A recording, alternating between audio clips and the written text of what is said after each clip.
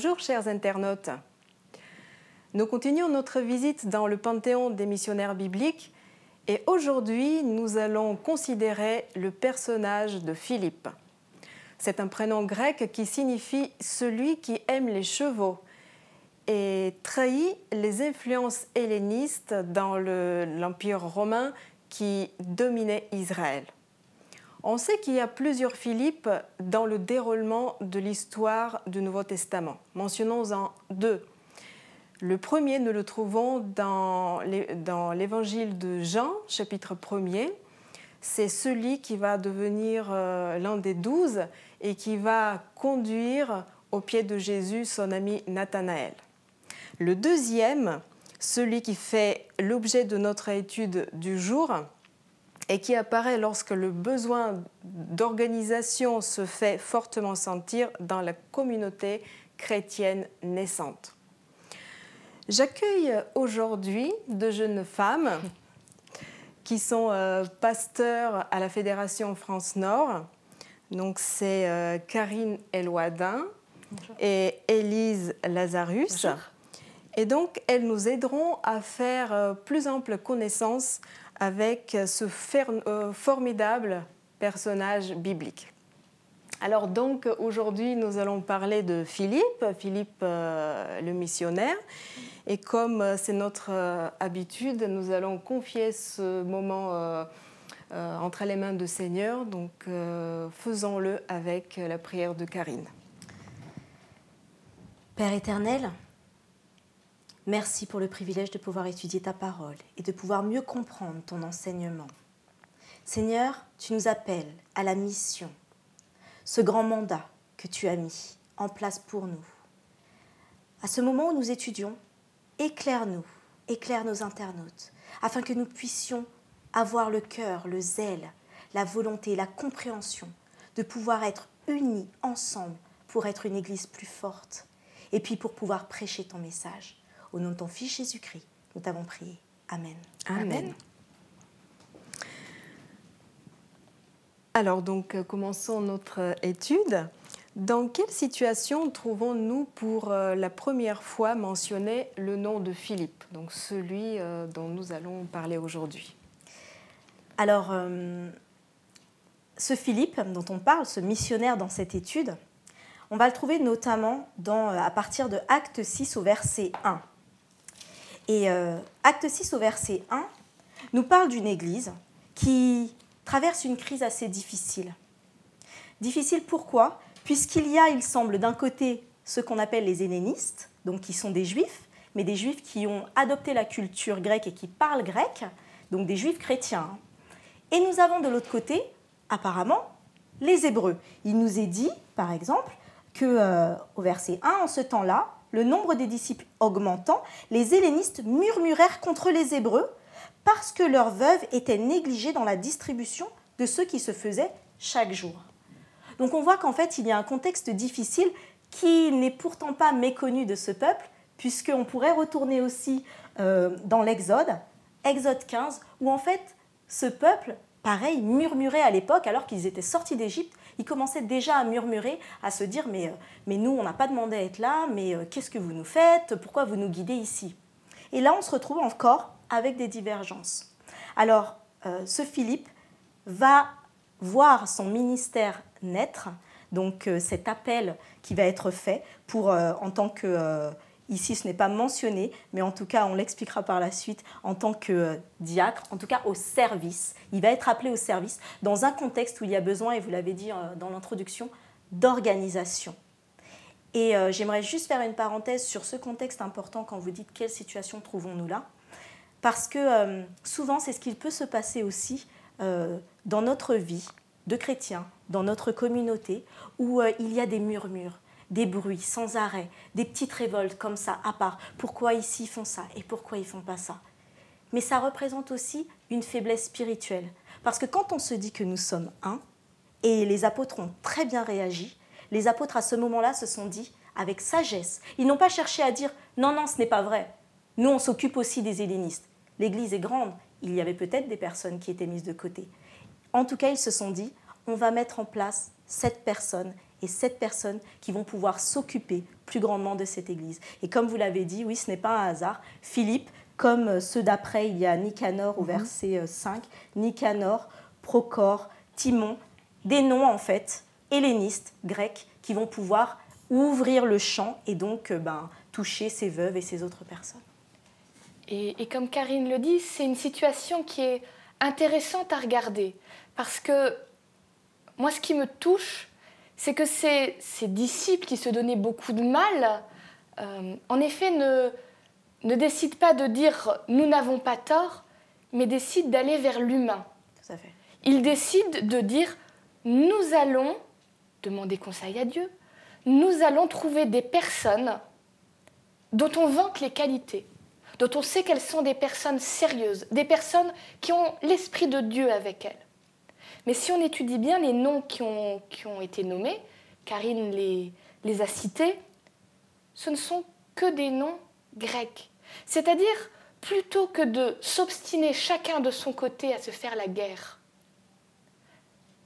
de dire « nous faisons un pas vers vous, nous vous rejoignons, nous voulons aller travailler avec les êtres humains et pas nous obstiner dans notre coin ». C'est vraiment, et on voit que dans ces personnes qui sont nommées, on en a 2, Philippe et Étienne, qui seront des personnes d'une importance capitale pour la suite de ce qui va se passer pour cette jeune église qui naît. Ces 7 personnes qui ont été nommées ont été un vrai plus pour l'église. Tout à fait. Et on va le voir par la suite. Donc, comme vous dites, il y a un conflit dans l'Église et les apôtres invitent la communauté de choisir des hommes. Et je pense que nous pouvons dire que ce qui se fait, c'est une sélection d'une élite. Et je pense que le mot n'est pas très fort parce qu'effectivement, quand nous lisons dans le texte, donc c'est des chrétiens dont on rend bon témoignage, pleins d'esprit saint et pleine de sagesse. Et la liste, elle peut être complétée par ce que nous trouvons dans l'épître de Paul vers Timothée, quand il dit qu'ils doivent être reconnus des hommes honnêtes, purs d'esprit, désintéressés, sobres, sans reproche. Donc vraiment, c'est des gens qu'on ne rencontre pas souvent et c'est vraiment des gens qui sortent de l'ordinaire. Et donc, à partir de ce moment, il y a le diaconat qui est né. Alors, même en français, le mot diaconat vient du mot grec, diakonos. Alors, comment pouvez-vous, rappelez-nous le sens du mot. Diakonos, ça veut dire quoi dans son origine? Justement, diakonos, en fait, il y a plusieurs champs pour le terme diakonos parce qu'il y a aussi la diaconie. Enfin, en grec, il y a plusieurs mots pour le traduire. En tout cas, il y a pléthore d'explications, il y a une variété de significations qui part de servir entre ministères, entre fonctions dédiées. Donc, le diaconat reste quelque chose de très large. Et quand on parle de cette explication, notamment, il y a un texte qui se trouve dans Hébreux 13, au verset 1 à 3. Hébreux 13, 1 à 3, donc on peut le regarder. Hébreux 13, 1 à 3. Et il va nous dire « Persévérez dans l'amour fraternel. N'oubliez pas l'hospitalité, car en l'exerçant, quelques-uns ont logé des anges sans le savoir. Souvenez-vous des prisonniers, comme si vous étiez aussi prisonniers, de ceux qui sont maltraités, comme étant aussi vous-même dans un corps. » Le diaconat. Ici, le service, l'hospitalité. Quand on lit ça, on ne l'attribue pas forcément à une fonction à quelqu'un. Mais souvent, quand on lit ce texte, c'est pour tout chrétien. Donc on peut dire que dans l'esprit, tout ce qui se lie en fait au diaconat, à la diaconie, au service, au ministère, ça devrait être la base en fait que nous vivons en tant que chrétiens. Il y a parfois quelque chose que je regrette, qui se trouve des fois dans nos églises. Quand on reprend ce texte de Acte 6, des débuts, ce qu'on dit, c'est les débuts du diaconat justement. On dit oui, mais bon, c'est des gens, ils servaient juste aux tables. Comme si le diaconat était quelque chose de pas si important que ça.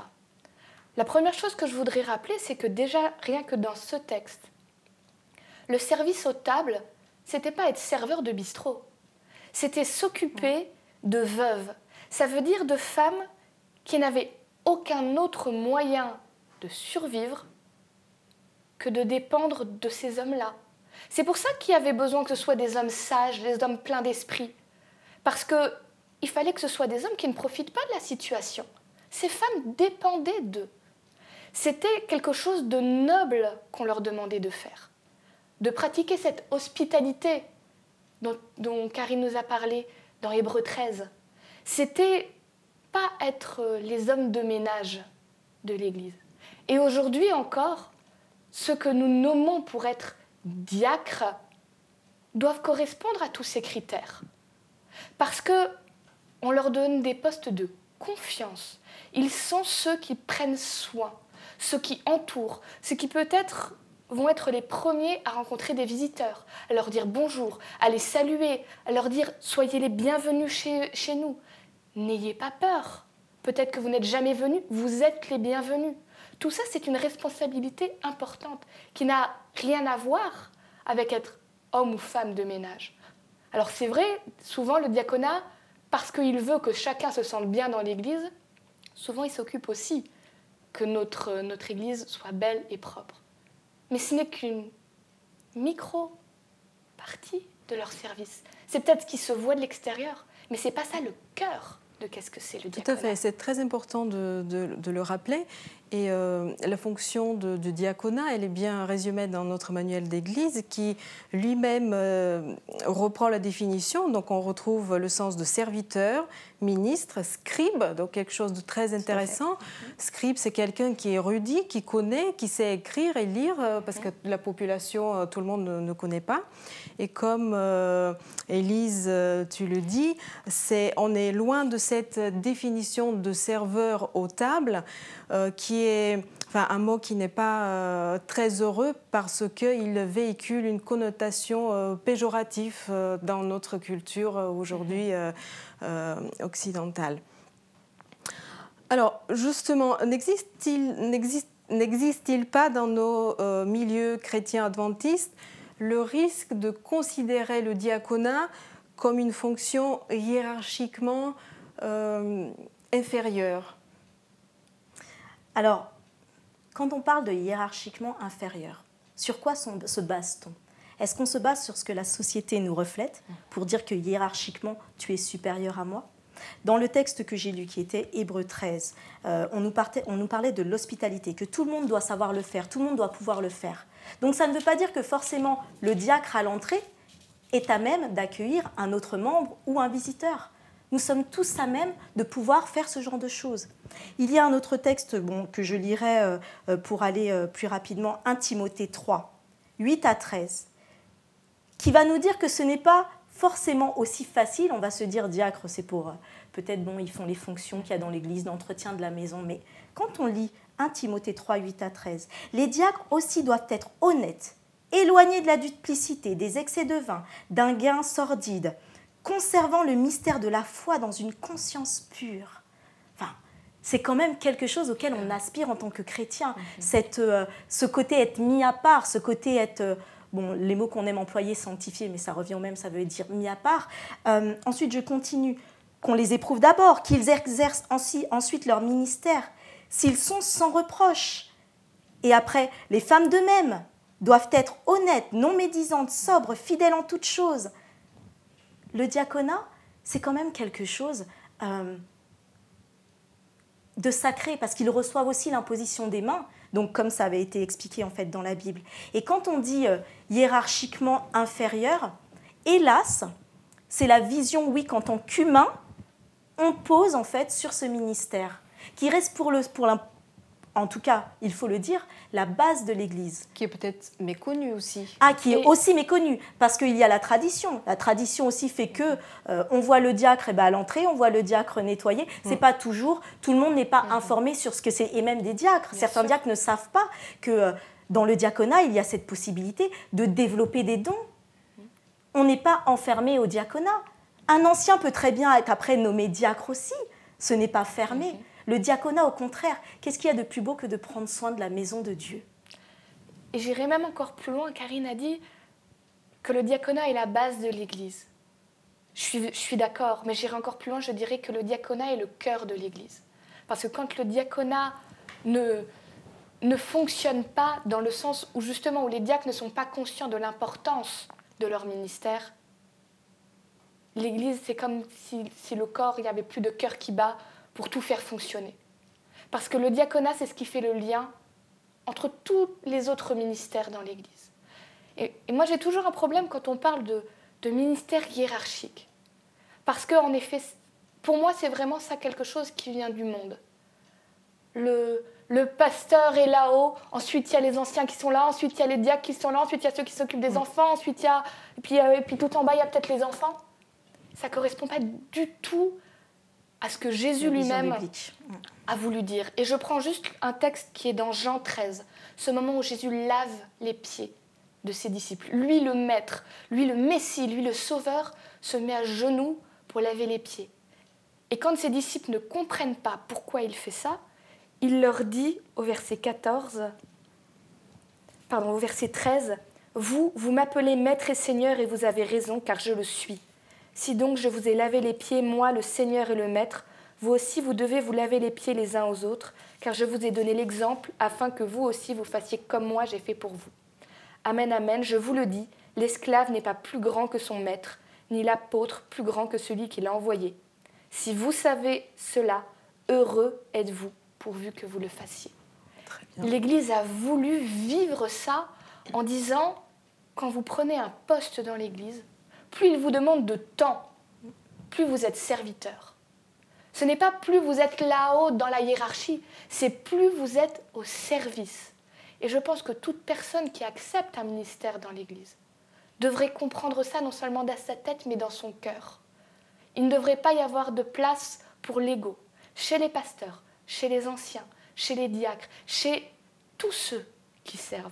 Parce qu'aucun d'entre nous n'est plus grand que le Christ. Et pourtant, lui s'est fait le plus petit pour servir. C'est bien de l'avoir rappelé. Alors, revenons à Philippe. Donc, son ministère ne s'arrête pas là. Il continue son rôle de serviteur auprès des membres délaissés de l'Église. Et après la lapidation d'Étienne, qui était, on l'a dit au début, un autre diacre choisi, donc après la lapidation d'Étienne, il y a des persécutions qui apparaissent. Et cette persécution est menée par un fervent pharisien de nom de Saul de Tarse. Et donc, Philippe, il est amené à quitter sa terre natale et il fuit en Samarie. Donc là, il est appelé naturellement évangéliste et il n'hésite pas à semer l'évangile sur sa route avec un résultat spectaculaire que nous découvrons dans Acte 8. Alors parlons donc de son action en Samarie. Que se passe-t-il ? Justement, qu'est-ce qui se passe en Samarie ? Enfin, surtout, il est important, en fait, comme vous l'avez mentionné, de parler de ce qui va se passer donc, à partir de Acte 8 au verset 1, quand il est dit Saul avait approuvé le meurtre d'Étienne. Il y eut ce jour une grande persécution contre l'église de Jérusalem, et tous, excepté les apôtres, se dispersèrent dans les contrées de la Judée et de la Samarie. C'est important, en fait, ça, parce qu'on a vu donc dans Acte 6, donc, Philippe appelé à son ministère, au service. Ici, on voit qu'une situation va changer. Une crise va se passer à nouveau, une persécution. Et donc, l'appel de Philippe à servir va l'amener aussi à développer d'autres dons, dont vous le disiez, évangéliste. Et on voit que souvent, et quand on est, enfin Élise en parlait aussi, quand nous nous mettons au service, Dieu va développer nos dons. Et à cet instant-là, Philippe va se révéler, donc à partir du verset 5, il est dit, Philippe était descendu dans la ville de Samarie, il prêcha le Christ. Les foules tout entières étaient attentives à ce que disait Philippe lorsqu'elles apprirent et virent les miracles qu'il faisait. Mais on parle de la même personne, du même diacre.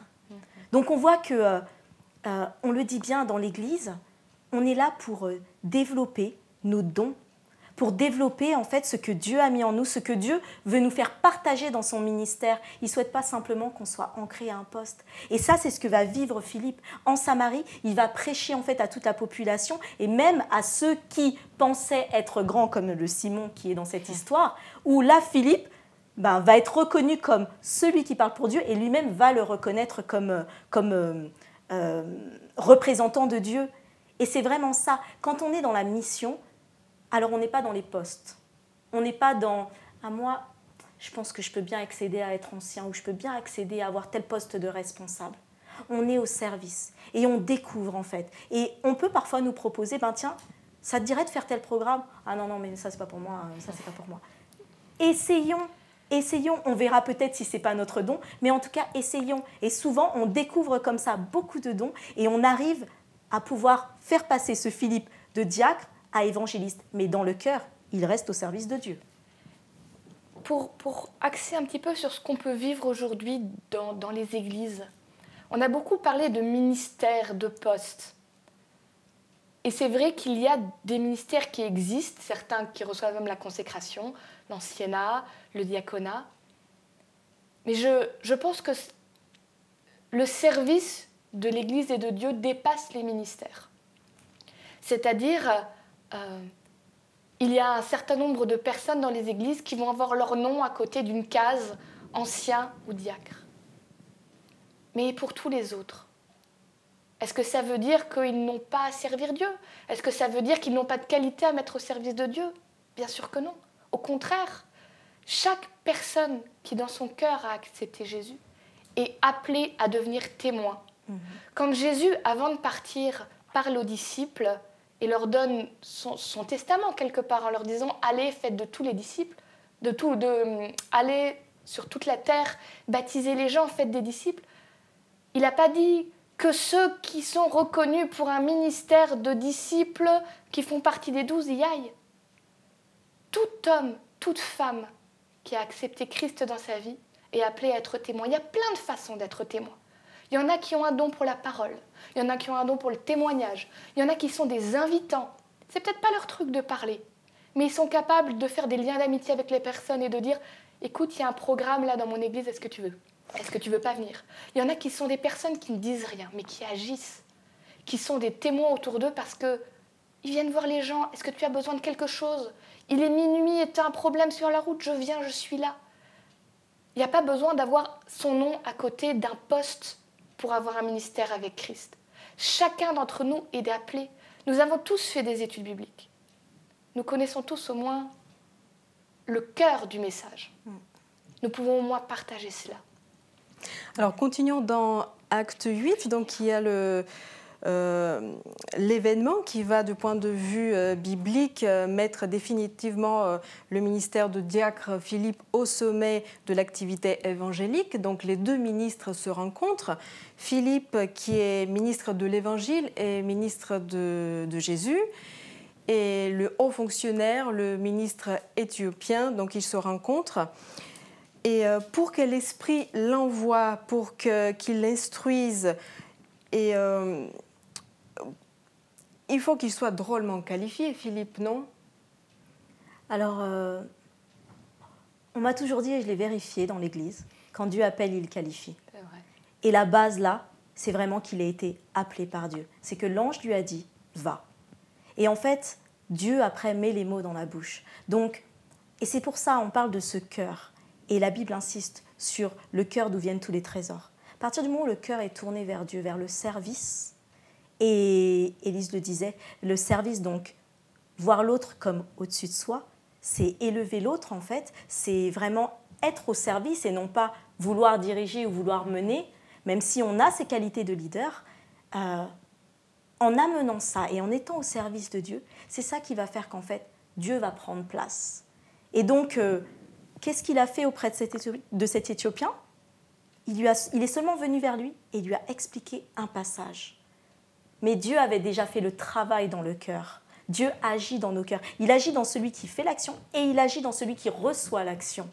N'oublions pas que c'est Dieu qui convainc et c'est Dieu qui agit. Donc nous faisons notre part en nous mettant à son service et nous apprécions de voir comment Dieu fait de merveilleuses choses et transforme des vies. Est-ce qu'aujourd'hui, justement, un diacre peut accompagner quelqu'un dans son cheminement vers la conversion et même l'amenant jusqu'aux eaux de baptême?